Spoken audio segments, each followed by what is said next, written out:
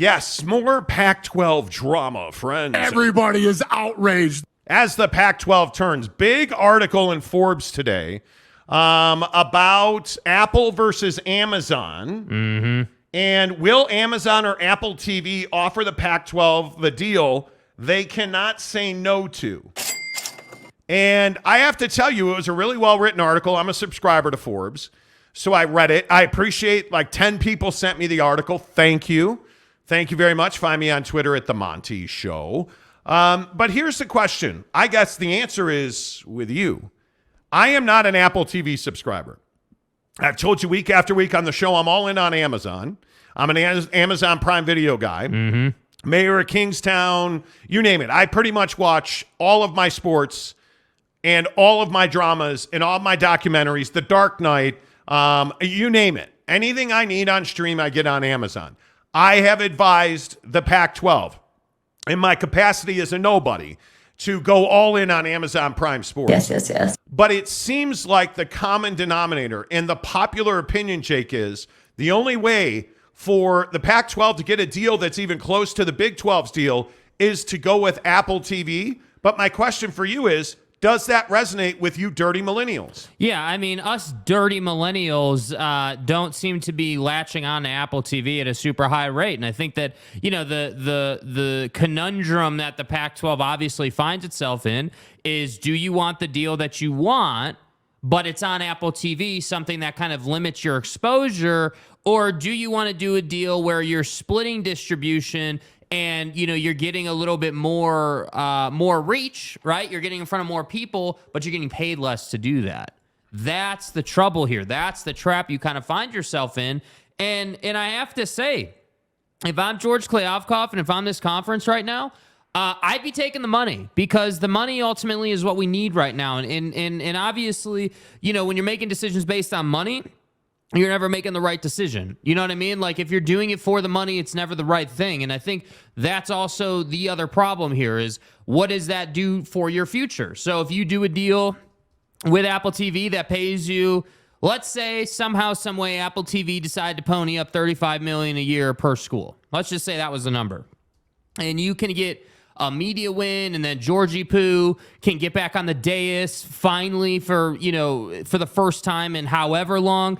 He can get back on the dais. He can start, pushing the message, if you will, pushing the narrative of the Pac-12. Like, do you want all that? Evangelizing. Yeah, evangelizing, exactly. Do you want all that, or do you want more distribution, because that's going to be healthier for you in the long run? That's the trouble. So do us dirty millennials like Apple TV? I can tell you, as a dirty millennial, I don't like Apple TV. I definitely don't subscribe to it. The MLS definitely didn't make me go to Apple TV, and none of the programming they've released has made me go to Apple TV. But I'm on Amazon. I did have Netflix before I clicked on a link in an email. Like I did, that's what I have. So I don't know. I just don't think that Apple TV gets the job done here. And that to me leaves the Pac-12 nowhere. So the reality is, I don't think you have another choice. That's the issue.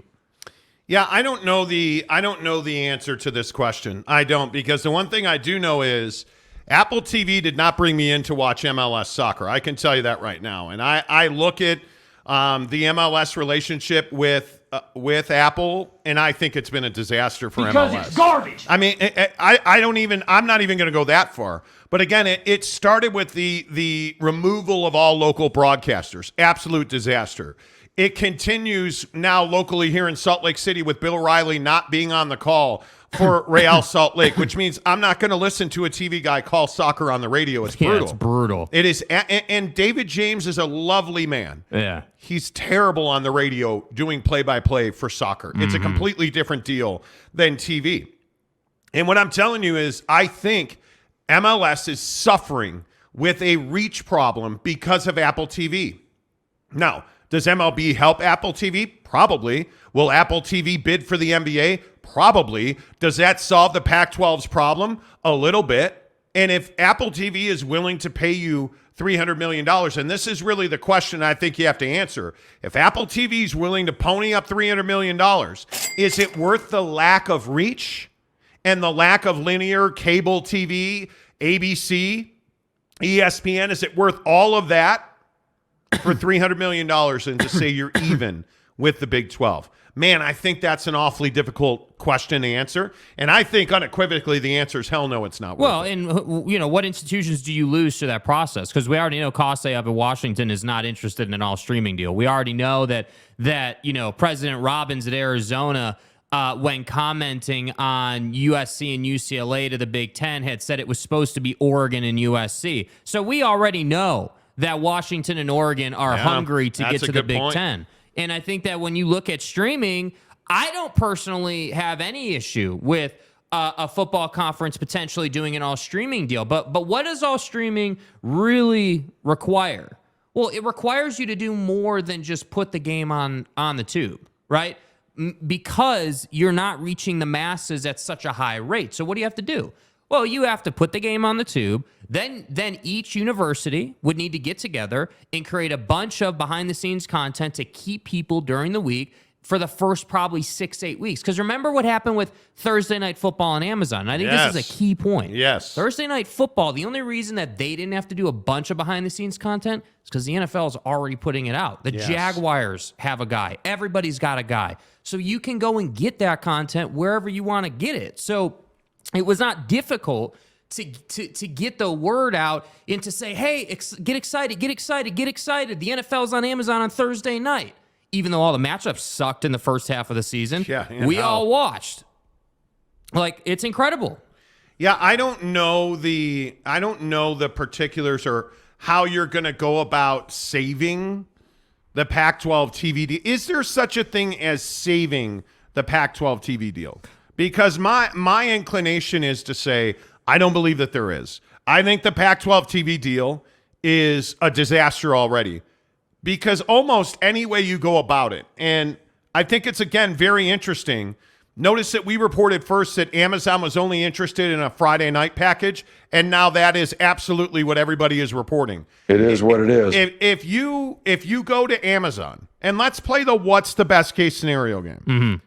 If the best case scenario is multiple partners paying you a sum of money that equals no less than $30 million. I think that's best case scenario. Right. So let's say that you get Amazon and ESPN.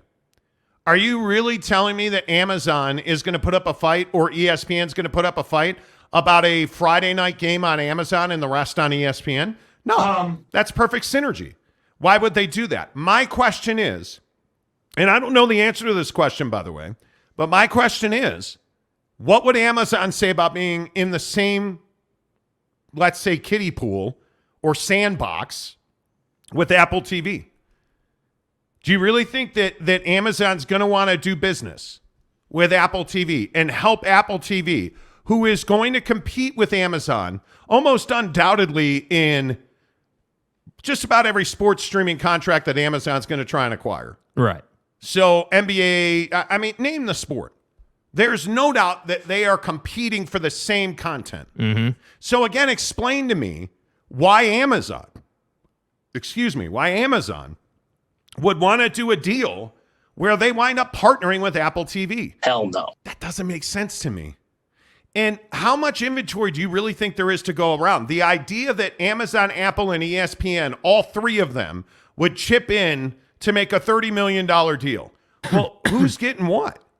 Because are you telling me that they're going to pay equal thirds of a deal?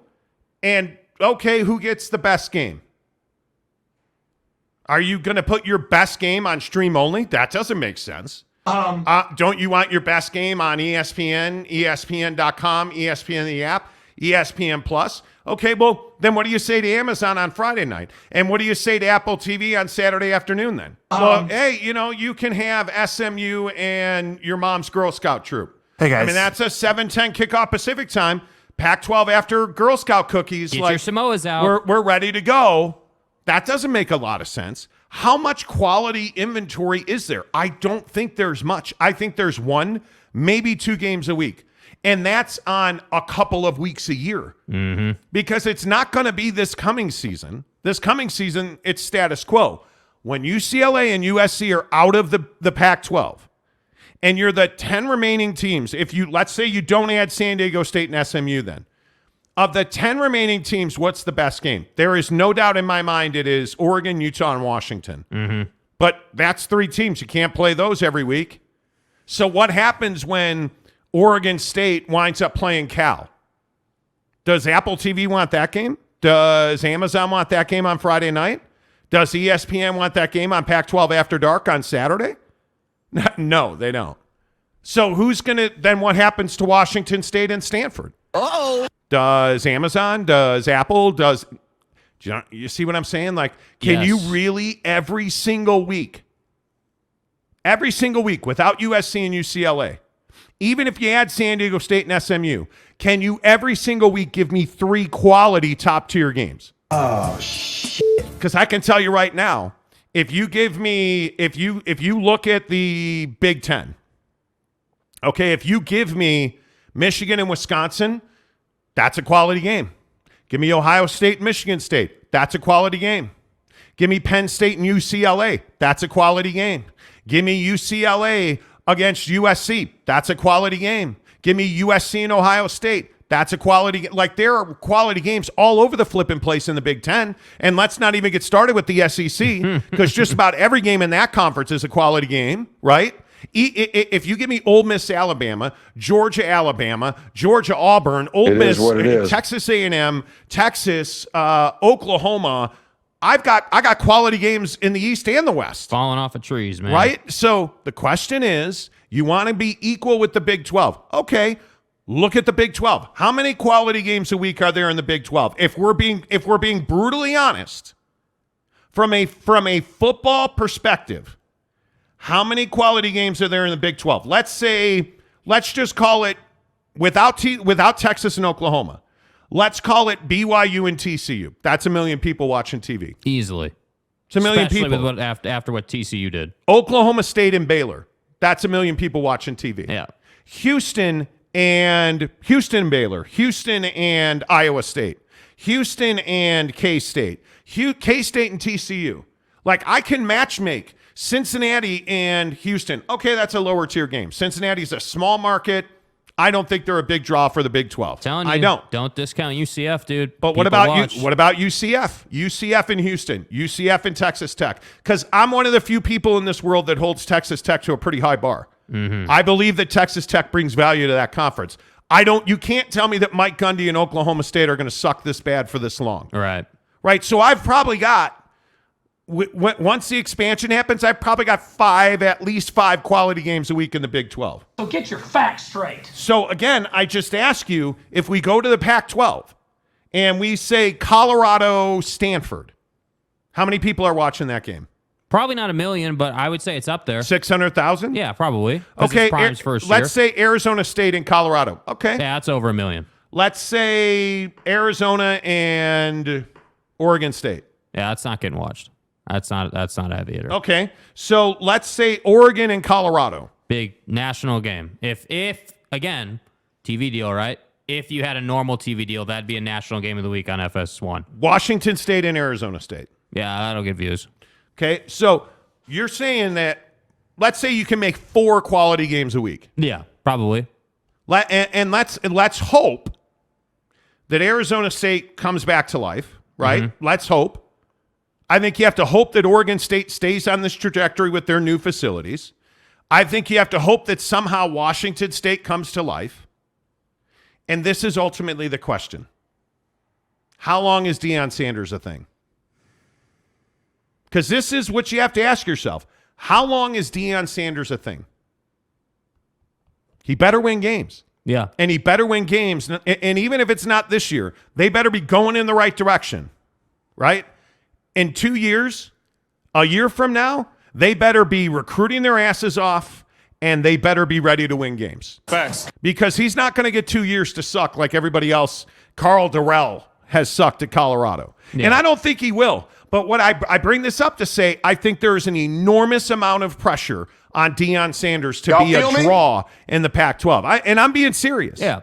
I think there's an enormous amount of pressure on Prime. Yeah, I mean, I think that Prime is one of those guys, though, that is magnetic. I mean, I think that's sort of the beauty of the situation. You're absolutely right. There is a bunch of pressure on him. But at the same time, Prime's had a bunch of pressure on him since he, popped out of the womb. I mean, the guy has been Mr. Expectations since however long. I mean, you know what I mean? So, yeah, I do. So for Prime, like I think for him personally, I don't think that pressure is like a negative thing or like weighing on him. I think he understands, just like anybody else here, that there are expectations. But I also think for him, he feels like, okay, if I set a standard and I do my job to the level that I know I can do it to, we're going to win games. Are we going to win the Pac-12? No, probably not in our first year. But I'm telling you guys, I will die on this hill, man. I believe they will be a 500 team. They may not be one game over 500, but if he's just 500, and really, if he's just in 9 out of 10 games, if it's last possession,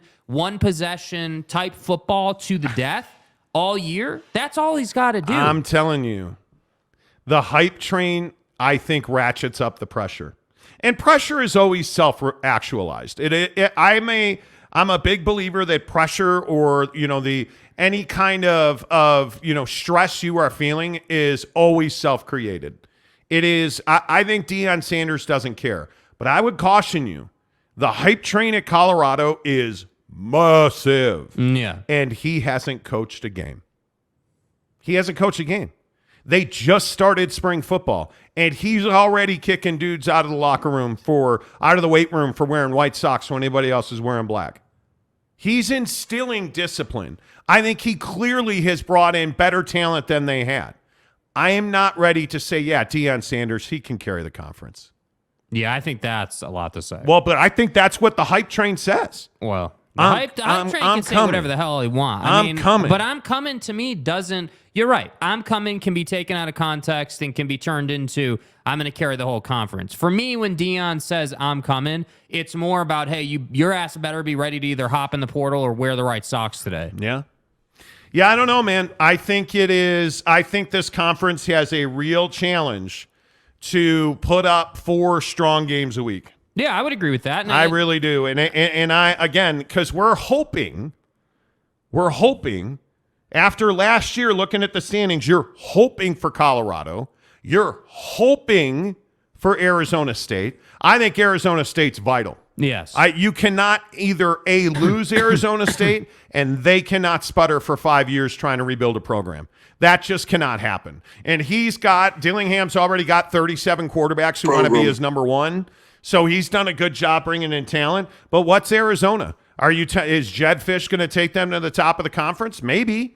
I don't know. What is Washington State? How committed to winning week in and week out is Washington State? Yeah, I mean, the last thing I think everyone remembers about Washington State is Nick Rolovich I'm sorry? I'm not going to say it. I'm not playing Roll your a game. cock. I'm not playing your games. Nick Roll a I don't know cock. what you're talking about, all right? You do. Yeah. No, I think that's what Washington State's known for, is like, hey, you had a head coach that didn't want to comply with protocols and wanted to be a hard ass about it. And so then you were in this tough situation.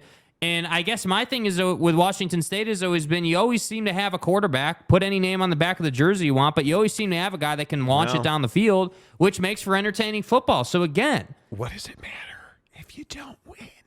Because you don't need to matter win. if You you need don't people to win? watch the games. Yeah, but you were 4-5 last year, 7 and 6 but in hear total. me out, dude. Hear me out. People watch the games. Yeah, but okay.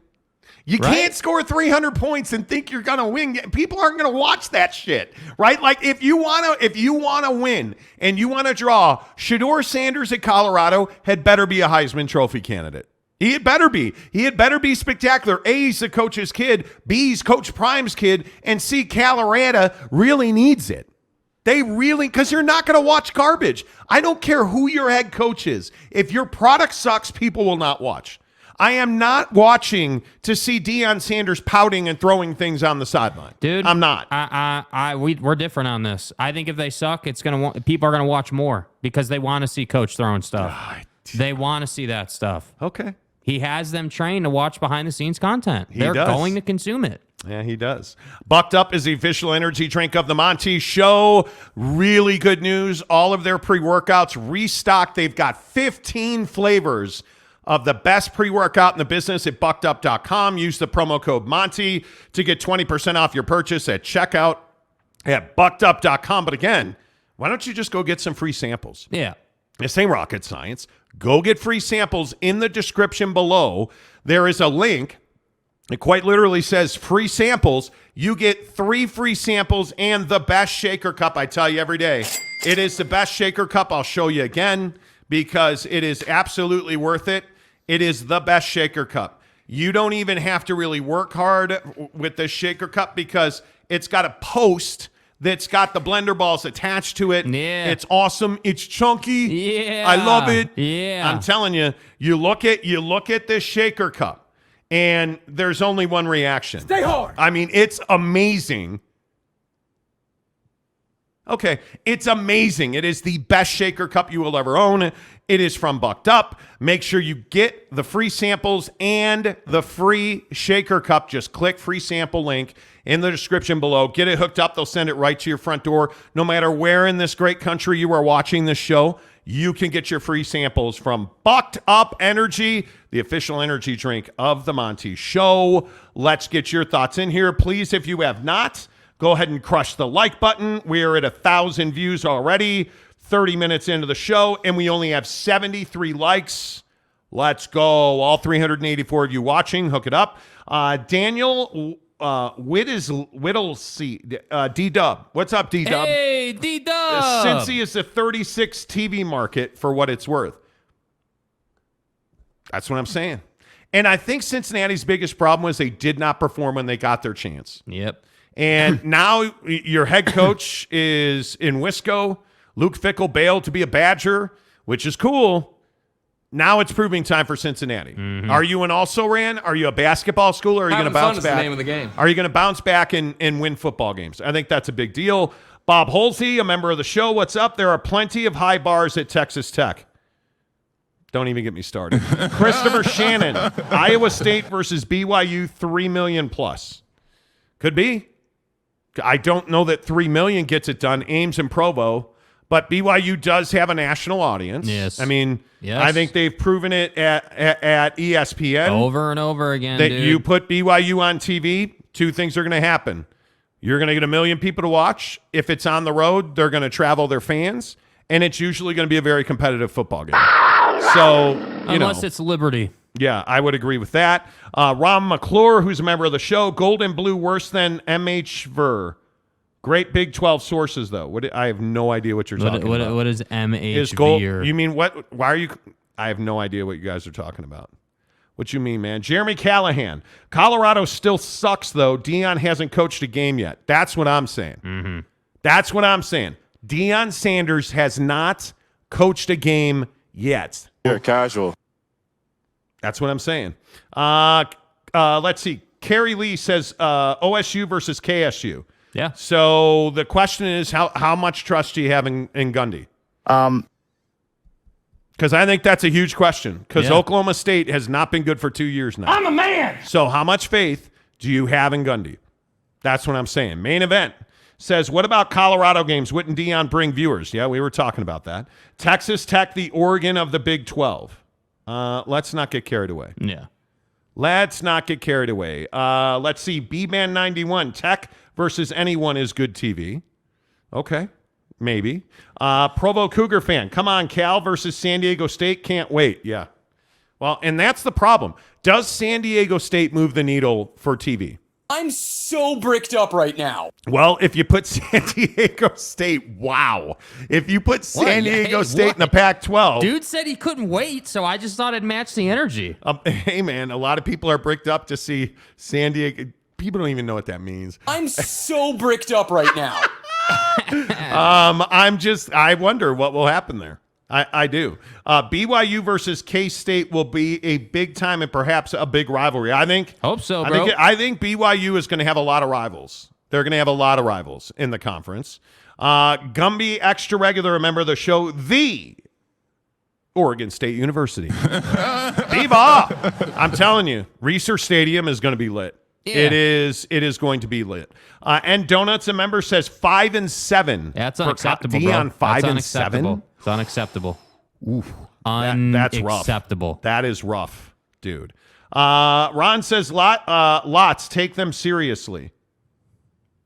maybe I'm just along for the ride on the show. Ron, how are you doing, bro? You've been ingesting some things you shouldn't be. Bonehead says 3 years for Prime. No, Prime is month to month. I don't know if you knew that or not. Yeah, you don't pay years in advance for month Amazon. To month, oh, you mean Coach Prime? Oh, got it. Okay, thank you. Got it. MH for I don't know what MH for 3. I don't know what that means. What? Dude, Any deal details? Patrick Bourne says. Well, again, our sources in TV have told us that it's $22 million a year for 5 years. And I think that's why you don't have a deal done yet, because Kliavkoff has been out trying to get. I think George Kliavkoff makes an effort. I just don't think he's very good at what he does. If we're being totally honest, I am just not a huge fan of George Kliavkoff at this point. And I want to be. I truly want to be. I want to be a believer. As somebody that is a huge fan, I want to be a believer. I love the Pac-12. Not for long, because I don't think it's going to make it. MHVER is a Twitter account in Charleston, West Virginia, that has a private Twitter account. Oh, God. With 18,000 followers and is regularly on Cougar Board, which tells you all you need to know. What? And you what guys do you mean are he's regularly on Cougar Board? The first result that comes up when you search that is Cougar Board. Come on, you guys. Do you really buy into that? Your Twitter account is protected. Yeah. And its source is Stop. Know your role and shut your mouth. Ron McClure says great sources. Okay. Christopher Shannon says, dudes, it's Colorado. They are nothing. The hype is media created to get viewers. Colorado will be 5-7 or 6-6. I agree. 6-6 this year. Mm-hmm. I think 5-7 would be a massive win for them, because it means you're competitive. You're probably in every game. If you're 1-8, you're not in every game. No. If you're 5-7, you're probably a play or two away from winning that game. Period. Jeremy Callahan, what kind of expectations were at Jackson State? There weren't. Great question. There weren't when he got there. And when he left there, again, the guy was playing for the national championship. So I think that is, I just think it's interesting that this guy has won everywhere he's been. But because he hasn't been at a D1 program yet, we're saying that he isn't proven. And that's what I struggle with, because ultimately you can put whatever label you want on it. He knows how to coach kids, dude. He knows how to get the best out of them. And that's why I think he will live up to it. I don't know that he carries a whole conference. I'm not sure that I agree with that. I don't think that anybody can carry a whole conference, not even Nick Saban. But I do think that Deion understands how to coach kids, and Deion understands how to have conversations. And that's why Deion has been able to move the needle. And I think that's why Deion was able to get the academic standard lowered a little bit so that kids that want to be in his program can come to his program. That's the reality of the situation. So that's why I say, 5-7 is unacceptable. 6-6 is acceptable. Yeah, I don't know, man. I don't know. I think it's going to be crazy. I really do. Tim B says yes. Patrick Bourne, NBC has offered George Kliavkoff $500 million. No, I don't think that's the case. I mean, I could be wrong. Greg Romano, not a member of the show. You guys, it's $1.99. Become a member. Utah without Whittingham is synonymous with Colorado without Prime.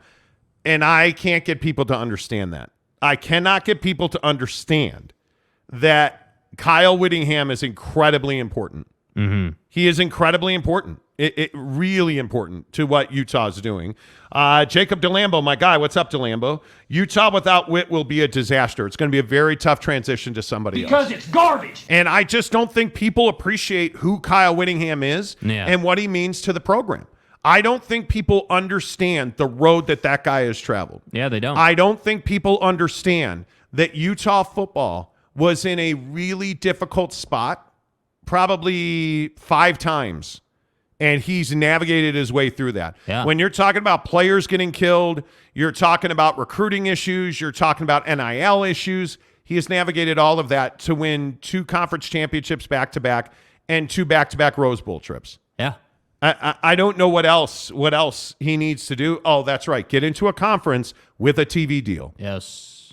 That's what he needs to do. Facts. Chris P. Colorado goes to the Pac-12 championship game and loses, calling it already. So you think Deion Sanders is going to take Colorado to the Pac-12 championship game already?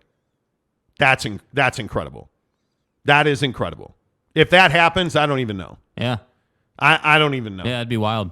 I don't even know. Zayman says, I'm an Apple phone man, but I'm not buying Apple TV to see Cal and Stanford or when they leave the PAC, paying to watch Arizona versus Washington State. Because it's garbage. But that's the point. Yes. That's the point. Precisely. I don't know how you reconcile paying. Like MLS, again, Yeah. and if you're not a soccer fan, you probably don't even know that Major League Soccer's TV deal is 100% on Apple TV. You have to not only subscribe to Apple TV, you have to pay a fee above and over that Yeah. to get MLS games. Yes. And it's not cheap. It is, depending on your level of subscription, it's $99 a year or $79 a year. Who's paying that? For Major League Soccer. Who's paying that? I don't know. What's going to be the upcharge if you want to get Pac-12 football? Don't you know who I am? Do you immediately get Pac-12 football and basketball if you buy one or the other? Like, that would be the real problem. Reach is going to be a problem. Jayhawk Scott says, isn't today Canzano's Domino Day? I don't know what Canzano's Domino Day is. The problem with media in the Pac-12, and I think John Wilner has gotten away from it a little bit, but John Canzano is 100% a Pac-12 man. They have their hand in his pocket. Mm-hmm. There's no other way to say it. John Canzano writes what they tell him to write. Yeah, well, I mean, it's why all these guys go on his pod and don't say anything. You know, like, you notice that, right? Like, they'll go on. Kliavkoff has been on. A number of other people have been on. But they never really say anything. Like, they kind of talk about it. Most of the time they talk around it. You never really get, hey, like with again, you know, President Randall was on Bill Riley's show, or was it yesterday? And Bill asked a direct question, like, basically, have you had talks with the Big 12 or whatever? Like, you don't get that on Canzano. You don't get that on... I would agree. Like, you don't get that in other places. And look, like, I think that people want to beat around the bush. I just don't think there's any issue asking these guys, like, hey, like, have you had those conversations? Like, what do you think your TV... Like, and just why won't simple people... questions. Why not ask a follow-up question? Yeah. I mean, they've had access to presidents. George Kliavkoff himself, they allowed him to come on their podcast, Canzano and Wilner, and absolutely allowed him to eviscerate UCLA with what, in my opinion, were complete lies and falsehoods that later down the road turned out to be complete lies and falsehoods. Yeah, that's stupid. Never asked a follow-up question, never asked a critical question. I don't know Bill Riley to ESPN 700 in Salt Lake City. I don't know Bill. But what I do know is I listened to his interview, and he asked directly the president of Utah, have you been talking to the Big 12? Now, the president didn't answer it. He went straight off into, like, right field with, oh, man, we love our partners in the Pac-12. I guess that's Pac-10. But didn't ask a follow-up question. Nope. Now, Hans Olsen on KSL Sports Zone in Salt Lake City absolutely embarrassed himself with Mark Harlan, the AD at Utah. Refused to ask a question about the Pac-12 and the Big 12 and all that stuff. Mm-hmm. Refused. Yeah, and I think that's the trouble. Like, these guys won't just go on every show. They only go on some shows. And so, to answer your question, I don't know what Canzano's dominoes represent. I don't know what that means. I don't know any of that. I don't know. Let's see. Patrick Bourne says, Tim, they truly dream of such a deal. Maybe they do. I don't know. Jeremy Callahan, it depends on whether Deion is a Sonny Dykes or a Brent Venables. Oh, my God, Patrick. Or Jeremy, why would you bring up Brent Venables, who had one of the worst years ever at Oklahoma? Yeah. Good God. Some overhauls are fast. Other rebuilds are from the foundation. But I'm telling you, I don't the know. question is, can you compel talent to join you from the transfer portal? Yes. Lincoln Riley did it. Brett Venables did not. Deion Sanders clearly has done it. Is he going to win? Is he going to compete for a conference championship the way that Lincoln Riley did? Probably not, because I don't think you're going to have a quarterback the caliber of Caleb Williams. I really don't. But will your defense be better? Everybody's defense is better than USC. Well, right? yeah, I mean, you're not wrong. But Seriously. but that's what I'm saying. Everybody Like, is. I don't know. I don't know how I'm so different on this. I just think it's funny that we're quick to be like, oh, he's unproven. He's not unproven. He's shown me everything I need to see as far as how to coach a program, which is, hey, you got to get your kids in line. Yes. Notice that nobody's nobody at Colorado, is out with weed in their trunk and But you getting guys, pulled over. And let me play you this, because I think this is a really good point by you. The hypocrisy. It's incredible. 15 seconds of greatness. Rick Pitino got hired at St. John's today. Yeah. Even though he is not, it's not even accused of, he as much testified to the fact that when he was at Louisville, he had sex with a woman outside of marriage. That woman got pregnant. He gave her money for an abortion, and then she tried to extort him. But he got hired today at Louisville. Listen to what he said. Listen to what Rick Pitino said about players at Louisville. Well, the one thing I want to be honest with, a lot of players probably won't be back on this team because they're probably not a good fit for me. With me, Probably not a good fit for me. Does that sound remotely familiar? Just for the sake of my voice, the commitment to excellence, that there's not going to be any more mediocrity, period. Okay. Some of y'all that really got it, that really want it, and really deserve it, and you got to play beside a pool that don't want it, don't deserve it, they don't even love it. I promise you, it's my job to get rid of it. Okay. Oh my God. I can't. Deion Sanders, you will not talk to players like that. Rick Pitino, let's go.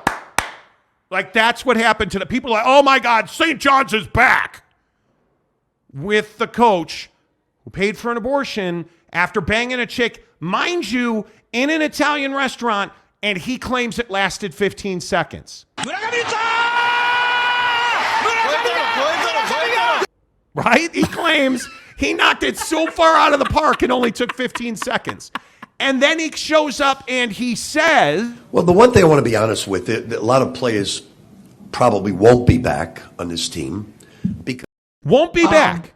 Won't be back. But Prime says, I promise you it's my job to get rid of you. And the world stops pinning, and he's a terrible person, and I can't believe you'd speak to those kids like that. Oh, my God. How could he pray with his team? But Rick Pitino's a hero. It's Deion Sanders. It's a double standard. It's a hypocrisy.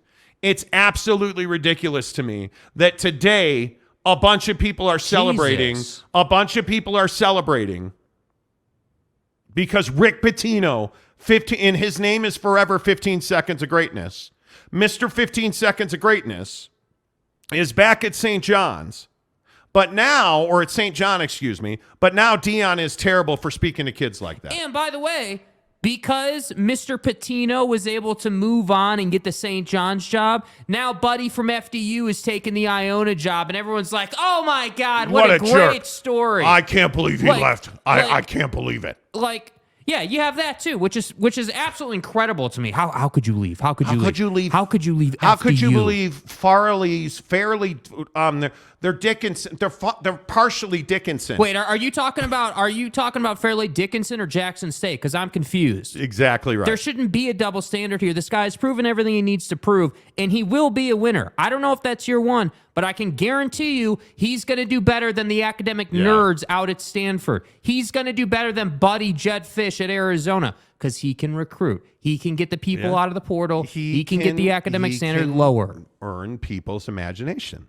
It's incredible, He dude. can earn people's imagination, just like Jason, Cubs' dad, can do, because Let's go. he's a new member of the show. Get it going. He's a new member of the show. Oh, God. Charlie Piazza, not a member of the show, Okay, first of all, thanks for the tip. gives us a $20 tip Okay. to say, you guys said yesterday if Utah left, they could work. They couldn't.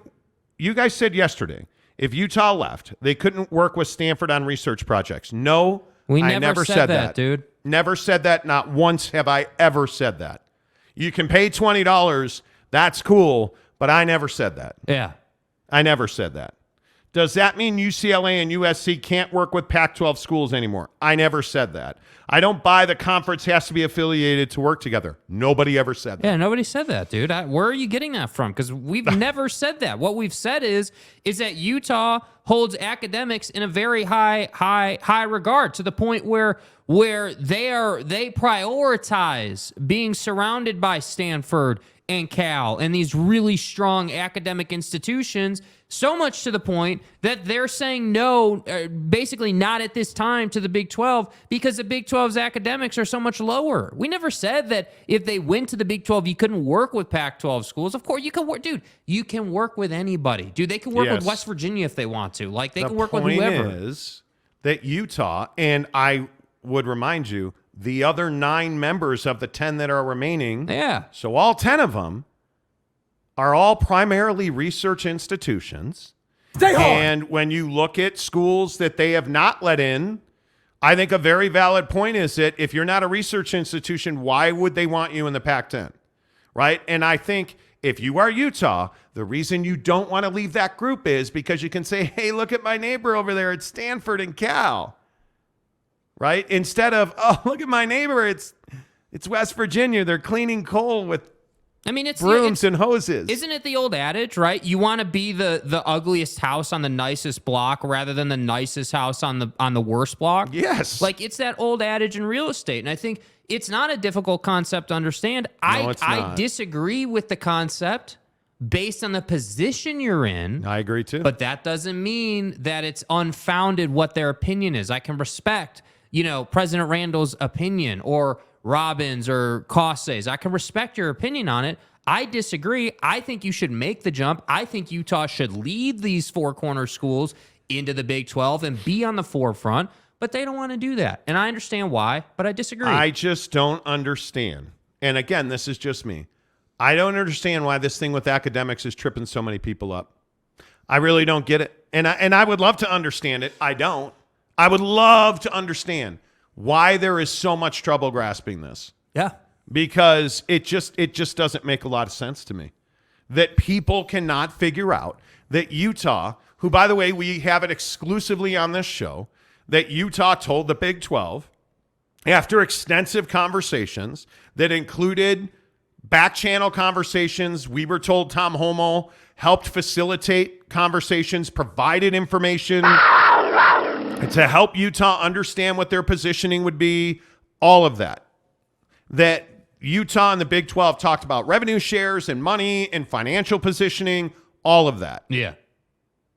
And Utah said, ultimately, at the end of the day, I believe we had this last Friday or last Thursday something, Utah told the Big 12, hey, we don't see ourselves as an academic fit in this conference. We are concerned that we would lose academic revenue, educational revenue. So at this time, we are not interested in joining the Big 12. And if you want to say that we have sources, don't have sources, I'll just refer you back to the comments that President Randall made on ESPN 700 in Salt Lake City yesterday. I think first things first, we feel like there's still tremendous value in the 10 teams remaining in the Pac-12. I guess that's Pac-10. We have a strong set of brands. The way I think about the value of a league is you've got to have, what comes out of the value of these contracts is really 3 things. First, you got to have strong brands, which we have. The second is you got to make an argument that these brands are actually going to win and create great matchups. And if you look at our league next year, I don't know what your predictions are for the top 25, but I think even leaving SC and UCLA out, you've got 4 teams that are probably ranked in the top 25. So anytime you have top 25 ranked teams playing, that creates viewership. So our value goes up there.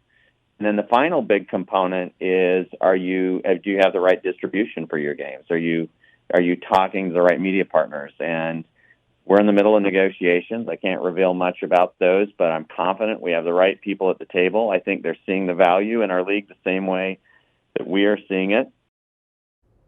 I mean, it's not rocket science. They want to stay in the Pac-12. They want to be affiliated with Cal and Stanford. I totally understand that. And I think a lot of it is people don't understand the money. We're talking about billions of dollars. And I'll be the first Billions. to say, I don't quite understand how it is exactly, like the exact precise mechanics of how you would go about losing a good portion of those billions of dollars. But what I do know is that all they care about is the P&L sheet and their academic standing. That those two things are all they care about. Now, all I care about is Kyle Whittingham's legacy at Utah and making sure that Cam Rising and Brant Keithy get in as close to the national championship game as they possibly can. That's what I care about. That's probably what you care about. Yep. But that's not what they care about. And I think people don't get that. I think the important thing to point out is collaboration is key in research and education. It is what makes the world go round. When you can, when you have kids that, where one of the things that, I was talking to somebody about the other day is credits that transfer, right? Like, hey, if your kid went to, Cal Poly Technical Institute of Rubber Making, you're probably not getting into Stanford. Here's what's going to happen, Tonto. If you got your undergraduate at Stanford, you can pretty much go write your degree program, your master's program, you can get into any school you want. And that makes sense. And so when you're in the Pac-12 and you have all of these schools and you want to make doctors and lawyers and like there's a relationship there. It's easy. So I don't think this is that difficult. I don't. I want to play the second bite as well from President Randall at Utah on ESPN 700 in Salt Lake City yesterday. Listen to this answer when he was asked about joining the Big 12. We are in solidarity with our Pac-12 president peers. We are working to get a deal that's beneficial to all of us as a conference. That said, we certainly think the Big 12 has put together a great conference. They're a great set of schools as well, but right now we think staying in solidarity with our Pac-12 schools is the right place to be. So the exact same answer every other president who's done an interview has said, hey, man, we like the Pac-12. We like where we are, but, man, that Big 12's got something going on. We respect those guys, but we like where we are. So you're not burning any bridges. You're not committing to the Big 12. You're not burning your bridge with the Big 12. Like, this is just not that difficult. Well, and it's incredibly clear that these presidents and athletic directors, because it is the ADs as well, got together on a call at some point, had a conversation and said, hey, now that we've made this decision, we need to publicly come out and be on message. So they don't say word for word the exact same thing in its entirety, but what do? Well, they essentially send the same message, saying it the same way, just with different words. And that, to me, is what's really stood out the last week for all of you who are joining our show to get the most current news on this. That's what's really standing out to me. This group in the Pac-12 has come together and said, okay, we're saying not at this time. We're not saying no, and now we need to tell the world that. And by the way, we're close to a TV deal. And the other thing I think is so fascinating is anybody out there in the universe that's putting out updates every single day, that is the number one sign that they don't have sources or they don't know what they're talking about, because there's not updates every day. These people are not on the phone every single day talking and decision. Like, do you really think they're making decisions every day about the Pac-12's future? No. There aren't decisions to be made every day. There's not. They talk weekly. A lot of these guys have phone conversations back and forth. But when you get on Twitter and you see, oh, this guy has a tweet every 6 hours or every 3 hours, or if you see people, like, it's just not the way the process works. Yeah. It's not the way the process works. Adam D. Oh, a fitting name for pulling it out. Let's go. Adam D. Everybody welcome Adam D. Adam, good to see you. Appreciate you being here. Andrew, who's a member, says staying in the Pac-10 is not the best for student athletes. Potentially not.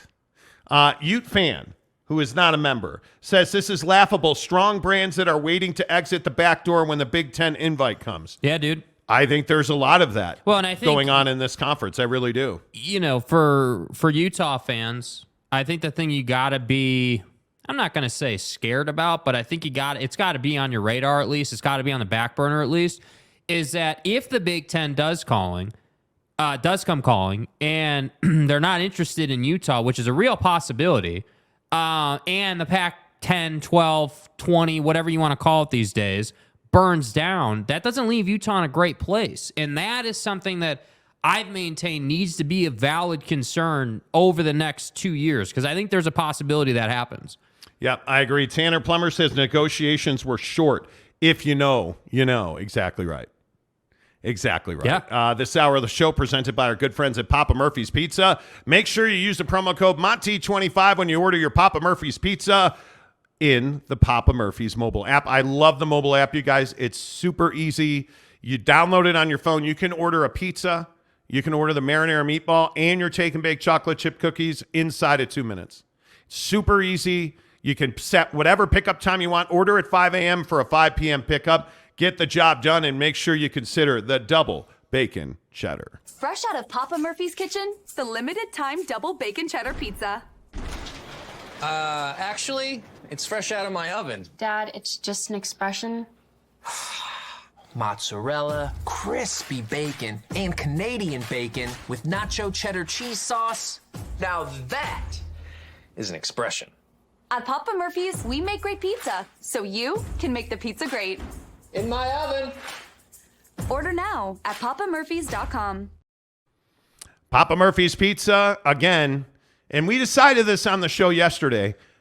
I think all real men, at least those of us, you know, we've gone through the maturation into manhood. We all use barbecue sauce, right? Traditional crust barbecue sauce. Nobody uses red sauce. Nobody. I think we decided that. We did. We've made the decision. We did. I'm just telling you. I'm just, you know, you got to get it done. We did. Daniel DW says pizza party. Absolutely. Yeah. Let's go. Yeah, I know what time it is. Christopher Shannon says that double bacon looks delicious. Isn't it ridiculous though? Like, think about the fact that you have basically queso as your sauce. Is that not incredible? Are you a queso guy? Like, where are you at on queso? I'm a queso guy in certain instances. In that instance, it sounds bomb, you know. And I'm a big fan of like pretzels and queso. Really good combination. Burritos and queso. Burritos and queso. Yes. Did we put queso on nachos recently or something? Yes, at Cafe Rio. I think we did. Yes, Cafe Rio really gives good. you an option Really where you good. can do queso instead of shredded cheese. Yeah. Let's see. Sam J says Papa Murphy's Canadian bacon and pineapple pizza. I love it. Dibs, a member of the show, says red sauce rules. You don't speak like that, sir. It's hurtful. It's absolutely hurtful. Jackass. Let's see. North End Zone Ute, a member of the show, says need to listen to Scott Mitchell's interview of Mark Harlan the day before Hans Olsen's interview. He asked better questions. Yeah, he did. He did. I absolutely agree. Which I have to say is why I was so shocked with the Hans interview. I mean, again, and everyone always says, oh, well, you guys hate. Hans Olsen on KSL Sports Radio in Salt Lake City, for those of you who don't know. But it was a shocking interview. We listened to it. I agree. It was shocking. Right? Yeah. Yeah. No, I mean, my point is that when you have interviews happening before you interview someone, it would be your responsibility as a media member to listen to that interview, understand what was asked, understand how those questions were answered, right, and then ask proper questions in your interview. And that's why I was surprised that the questions just were not there. You know, it was shocking. And again, I have to point out, just because I feel obligated, we're not the only ones who are saying it. I mean, we get a lot of flack on this show because, you know, we're the truth in sports talk, and we keep it real about the media in Salt Lake. But we're not the only ones saying this about this interview. No, and I think that the issue is, again, guys like Mark Harlan won't come on the show. We've asked him repeatedly to come on the show. We've either gotten no or no answer. We've asked President Rando to come on the show. They declined. It is, I get it. They don't want follow-up questions. And Scott Mitchell, I thought, did a good job. Scott obviously works for the U on the radio side. He does color. which, hey, I totally understand that. I thought Scott asked excellent questions. I think Hans Olsen embarrassed himself and the radio station, which is why so many people don't listen to the radio anymore. But I'm telling you, we are asking repeatedly. We ask on a weekly basis for President Randall and A.D. Harlan to come on this show. And eventually they're going to say yes. And we are going to ask those questions, and we're going to ask follow-up questions. I can guarantee you that. We don't softball guys. We've been doing this a long time. We have no relationship. Those of you who've been on this show for a while understand that our bottom line is we are unbiased, we are unattached, and that gives us the freedom to ask the questions that need to be asked. Yes. But when they refuse to come on the show because they know that's going to happen, there's not a lot we can do about it. I mean, there's just it makes it very difficult. Joshua Mose says Papa Murphy's white sauce has not been talked about. Amazing. They're amazing. Their white sauce is amazing. I am so bricked up right now. I'm talking about that. Man, you love that. You love that. Zachary Hendrickson. God, barbecue sauce on pizza. Y'all are just gross. Renee Roca says smoked queso is the bomb on a smoker, not on a pellet thingy. But how do you go about it though? Like, do you hand make the queso, or like, what is your? And I'm being serious. Like, how do you go about it? Because I've heard people talk about smoking queso. But are you doing it in a cast iron? Are you like, how do you? Ooh, what's your cast iron? But you know what I mean. Like, what do you? Are you like what? How are you doing it? I am not. I am never going to be the guy that hates on cast iron. Cast iron is awesome. I dude. can tell you that right now. Yeah, I can tell you that right now. Yeah, right now. By the way, for all of our Salt Lakers, our Utahers, our Utah counties, are you guys wanting to go and see WWE? Road to WrestleMania is this Saturday at the Maverick Center. Now, again, remember at the Maverick Center, Wednesday, Friday, Sunday for Utah Grizzlies hockey against Cincinnati, the Cyclones in town, with Andrew Nielsen, who used to be, like last week, a Utah Grizzly and then got traded. So he's back with the Cyclones. And then Saturday is Road to WrestleMania, WWE, right here in the Maverick Center. So if you want to go, all you have to do is comment about your favorite wrestler. Mine's Tito Santana. Kerry Von Erich has to be in the conversation. And his name is John Cena. You've never even seen John Cena wrestle. Yes, I have. No, you haven't. Yes, I have. Loser. I'm unfamiliar with it. Yeah, you are. I'm not a John Cena guy. I'm not too familiar with that. Says ranch dressing on ice cream. Stop. Dude, what are you doing? Stop. What are you doing? Stop.